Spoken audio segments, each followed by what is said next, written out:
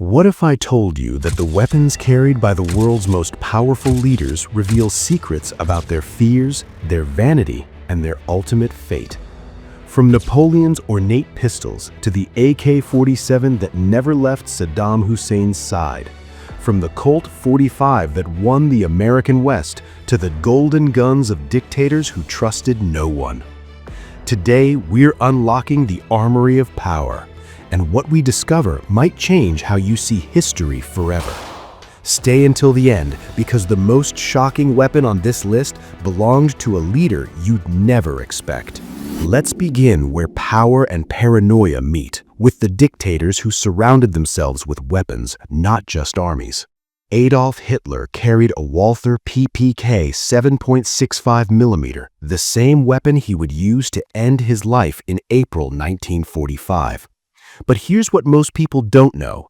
Hitler owned a collection of over 40 firearms, including custom Walther pistols with ivory grips engraved with his initials. For a man who commanded millions, he trusted a pocket pistol more than his own generals. His right-hand man, Heinrich Himmler, the architect of the Holocaust, carried a matching Walther PPK. When captured by British forces in 1945, Himmler had cyanide, not bullets. He never intended to fight. Now, cross the world to Joseph Stalin. The Soviet dictator kept a loaded Tokarev TT-33 pistol in his desk drawer at all times. Stalin trusted no one, not even his bodyguards. During the Great Purge, he reportedly said, "The only person I trust is the one who can't speak. My pistol." But wait until you hear about modern dictators and their obsession with gold. Kim Jong-un of North Korea reportedly owns a gold-plated Browning High Power, a gift symbolizing power. But his grandfather, Kim Il-sung, carried a Soviet Tokarev, the weapon of communist revolution. 3 generations, 1 obsession, absolute control. And Vladimir Putin? The former KGB officer is trained in the Makarov PM pistol, standard Soviet issue. But reports suggest he now carries a modified GSH-18, a Russian-made semi-automatic designed to penetrate body armor. Make of that what you will. Coming up, the revolutionary who made his rifle more famous than himself, and the American general who carried 2 pearl-handled revolvers into battle. Not all leaders sit in palaces. Some fight from the jungle, the mountains, the streets, and their weapons, they became symbols. Che Guevara, the face on a million t-shirts, carried an FNAL rifle during the Cuban Revolution, but his true love was a Star Model B pistol he kept in a leather holster even when meeting foreign dignitaries. Che believed revolutionaries should always be armed. He once wrote, "A gun is worth 1,000 words." His comrade Fidel Castro was rarely photographed without his beloved Czechoslovakian VZ-52 rifle, but Castro also owned one of the most extensive private gun collections in Latin America, including custom Browning shotguns and even captured CIA weapons from the Bay of Pigs invasion. For a communist who preached equality, he certainly enjoyed capitalist firepower. Now, travel to Iraq. Saddam Hussein had over 300 palaces, and in each one, a weapons cache. His signature gun, a gold-plated Browning high-power pistol.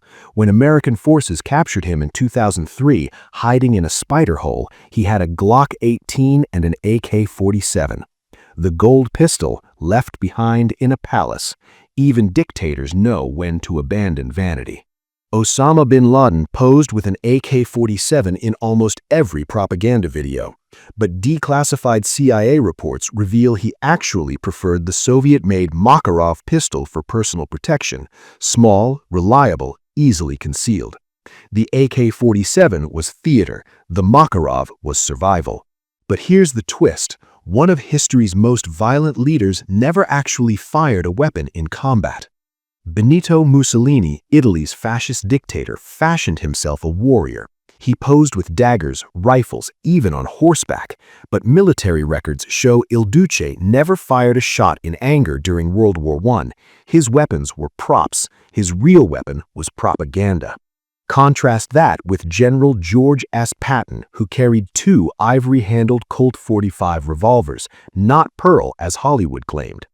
Patton was offended by that mistake, saying, Only a pimp from a cheap New Orleans whorehouse would carry a pearl-handled pistol. one revolver was a Colt single-action Armory with a 4.75-inch barrel, and the other a Smith & Wesson Model 27 357 Magnum.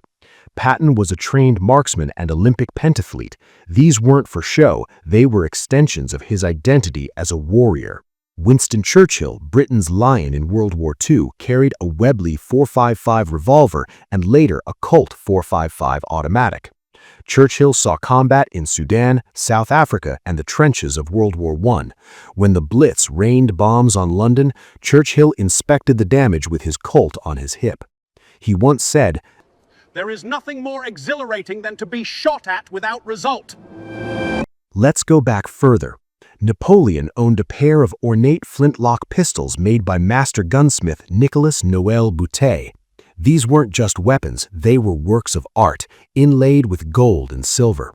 In 2022, Napoleon's one pistol sold at auction for $1.8 million. Napoleon may have conquered Europe with cannons, but he understood the power of a beautiful weapon. And the founder of America? George Washington carried multiple firearms, but his favorite were a pair of pistols made by British gunsmith Hawkins. Washington also owned a custom-made Fowler rifle. Unlike kings, Washington actually used his weapons, hunting, drilling troops, and yes, in combat during the French and Indian War. But wait, there's one leader whose weapon is so unexpected, so strange, it's rarely discussed. You'd expect revolutionaries and generals to be armed, but what about a president in modern America? Donald Trump, during his 2016 campaign, revealed he has a concealed carry permit and owns a .38 caliber Smith & Wesson revolver and an HK .45 caliber pistol. Trump claimed, "I carry a gun. I have a license to carry in New York." Whether he actually carried it is debated, but one thing is certain. Trump understood the symbolism of being armed in America. Now, here's the strange one. Napoleon didn't just own pistols, he commissioned a portable cannon, a small field piece he could travel with. Paranoid after multiple assassination attempts, Napoleon wanted firepower even while moving between camps. The cannon still exists in a French military museum. And the rarest weapon on this list? Saddam Hussein's gold-plated, diamond-encrusted Belgian shotgun. Custom-made by artisans, this weapon was never fired, only displayed. It represented the ultimate dictator delusion, a weapon too valuable to use, owned by a man too paranoid to trust anyone. But perhaps the most chilling weapon belonged to Heinrich Himmler, not a gun, but a collection of medieval torture devices and ancient swords he kept at Wewelsburg Castle. Himmler believed these weapons held mystical power. He was building an SS religion, and weapons were his relics. For some leaders, guns were symbols, proof of power they never actually wielded. For others, they were tools of survival in a world where trust was a luxury they couldn't afford. Hitler's Walther PPK ended the Third Reich. Churchill's Colt defended democracy. Che's rifle sparked revolution.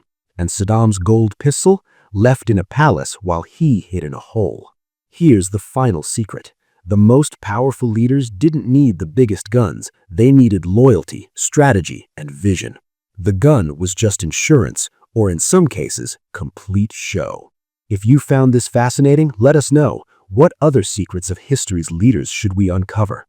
The vaults of power have many more locked doors.